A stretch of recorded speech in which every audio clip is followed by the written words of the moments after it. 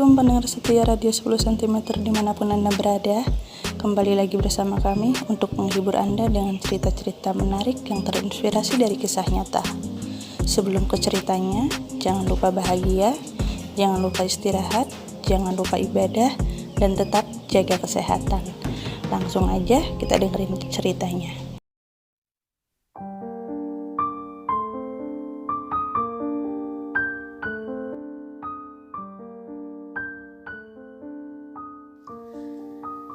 Entah dari mana aku harus memulai cerita ini. Hidupku hancur dan aku ditinggalkan oleh orang-orang yang kusayangi. Aku lebih memilih pria yang mungkin seharusnya tidak aku pilih. Tapi, bukankah penyesalan memang selalu datang terlambat? Aku memiliki seorang suami yang sudah beristri. Ya, ini adalah pria yang kupilih. Kalian boleh menyebutku seorang pelakor atau apapun itu. Tapi pada dasarnya aku tulus mencintainya dan tidak berniat menyakiti siapapun. Aku dan suamiku berbeda 20 tahun.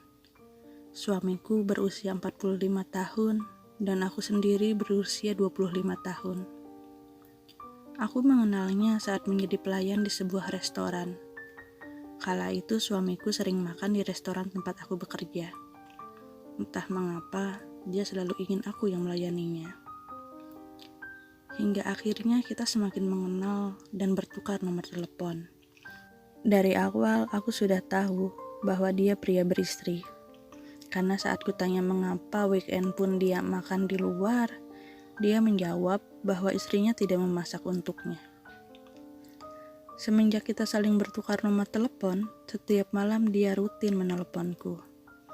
Entah bagaimana cara dia menelepon sambil sembunyi-sembunyi dari istrinya. Semakin lama, aku semakin nyaman dengannya.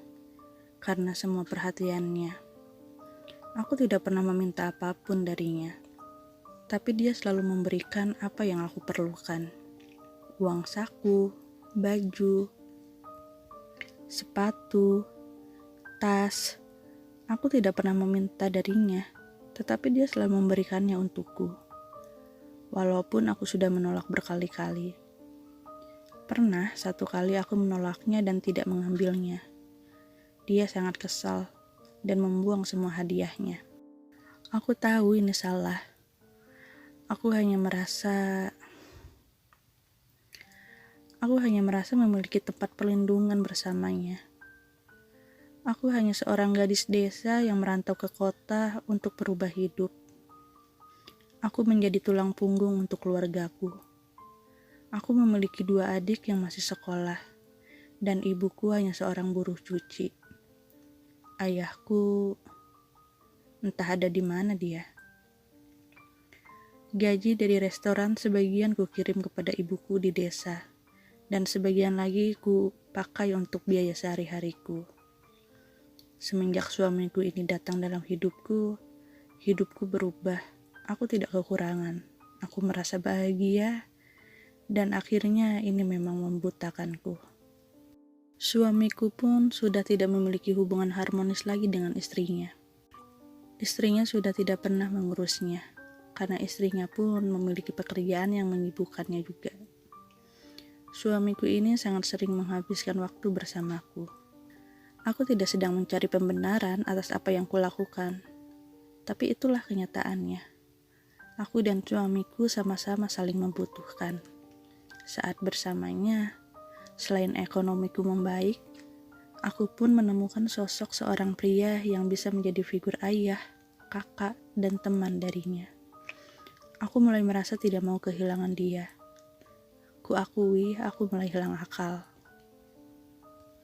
Setelah setahun kita bersama, aku memintanya untuk menikahiku, dan dia setuju tanpa pikir panjang.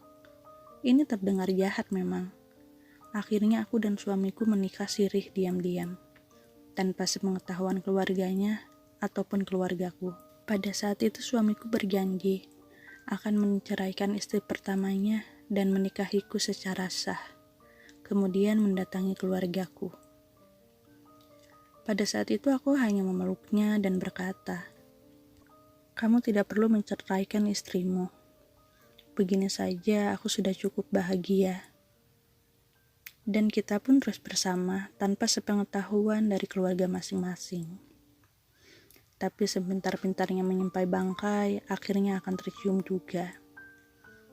Istri pertamanya akhirnya mengetahui perbuatan kami.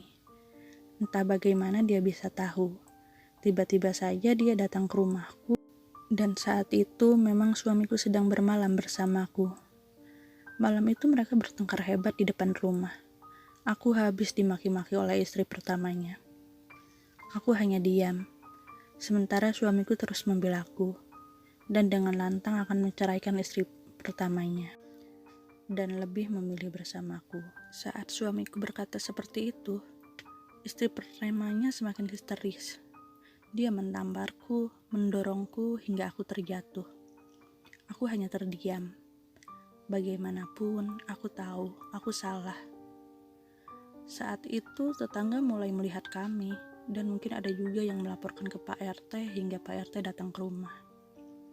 Karena sudah semakin kacau, aku meminta suamiku untuk pulang dan membawa istri pertamanya. Aku pegang erat tangannya dan berkata, besok jemput aku, dan kita pergi dari sini. Malam itu aku menangis sejadi-jadinya. Aku takut kehilangan suamiku, aku takut keluargaku tahu. Pasti ibu akan sangat kecewa kepadaku. Esoknya suamiku betul-betul datang. Aku sangat senang. Aku tidak peduli lagi pada saat itu. Yang penting aku tidak kehilangan dia. Kami pun pindah rumah agar istri pertamanya tidak mengganggu kami lagi. Hingga suatu hari ibu menelponku. Ibu bilang sudah mengetahui semua perbuatanku. Ibu menangis di telepon. Ibu bilang anak dari suamiku dan istri pertamanya mendatangi ibu. Entah dari mana mereka tahu alamatnya. Oh iya, suamiku ini memiliki 2 anak bersama istri pertamanya. Yang ku tahu anaknya sedang kuliah di luar kota. Ibu memintaku untuk kembali ke desa dan meninggalkan suamiku. Ibu juga bilang istri pertama suamiku masuk rumah sakit. Aku hanya bisa menangis mendengarkan suara ibu. Dan dengar di sana ibu terus memohon agar aku pulang dan meninggalkan suamiku. Aku hanya bisa berkata, maaf, karena aku tidak bisa meninggalkan suamiku.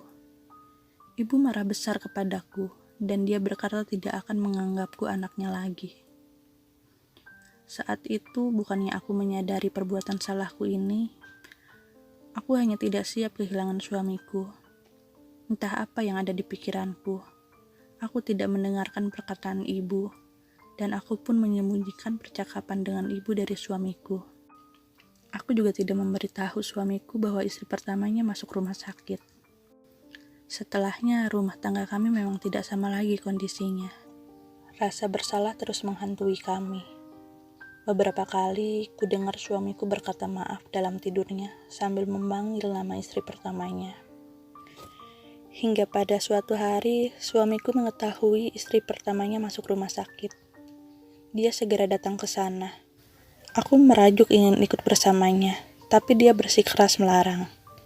Dia tidak ingin ada keributan di rumah sakit dan berjanji akan pulang. Tapi nyatanya, malam itu dia tidak pulang. Aku gelisah menunggunya. Teleponnya tidak aktif. Aku sulit untuk menghubunginya.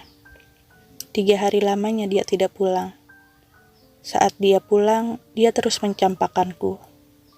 Dia membereskan beberapa bajunya ke dalam tas dan bersiap pergi lagi. Kutanya mau kemana lagi. Dia hanya menjawab kenapa tidak memberitahunya kalau istri pertamanya masuk rumah sakit.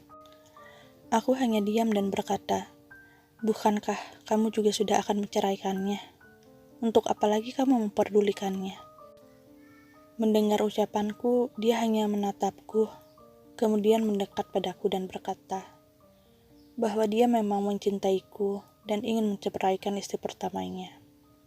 Tetapi selama 3 hari dia di rumah sakit menemani istri pertamanya, dia mulai menyadari bahwa yang kita lakukan sangatlah salah. Dia melihat istri pertamanya begitu menderita. Suamiku berkata, dia dan istri pertamanya sama-sama sibuk, hingga jarang memiliki waktu berdua.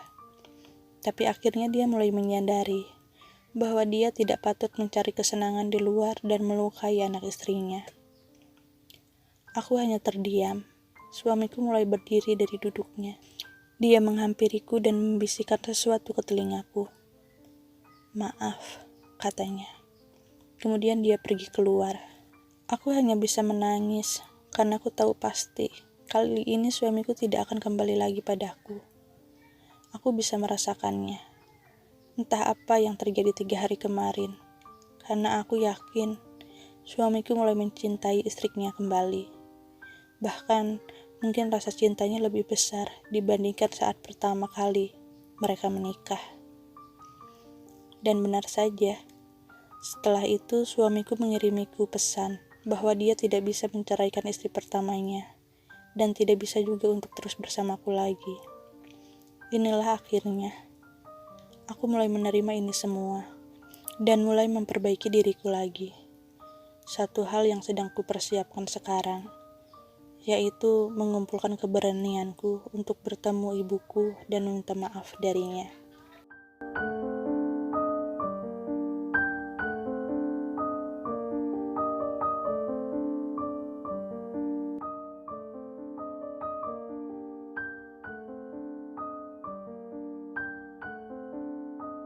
Itu dia ceritanya, semoga ada hikmah yang bisa kita petik dari cerita kali ini.